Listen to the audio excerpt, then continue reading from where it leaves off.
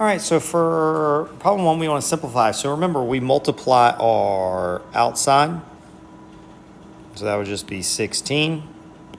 And then our inside. Now, in this case, both 2 and 5 are prime numbers, so we can't break them out into their factors anymore. And so then that just becomes square root 10, right? For number 2, it's really helpful to break out the factors. So this is just going to be minus 5 times minus 2, so that's minus 10. Now, square root of 5 is 1, but we want to do the prime factorization of 20. So that's 2 times 2 times 5, like that. And then look at here, when we do that, when we now combine them, we get the square root of 2 times 2 times 5 times 5. And we have 2 pairs. That's 2 squared, 5 squared. Both of those can take the square root, and then it just becomes 2 times 5. And you actually end up with an answer without any square root at all for number 2.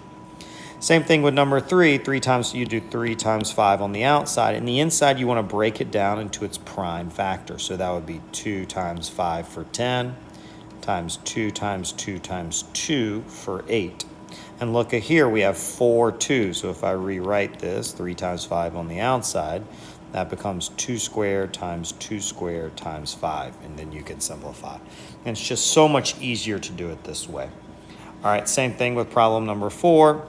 I have negative 4 times 2 on the outside, and then 5 times 2 times 5, and I can just rewrite this, negative 4 times 2, and then that's 5 squared times 2, just like that.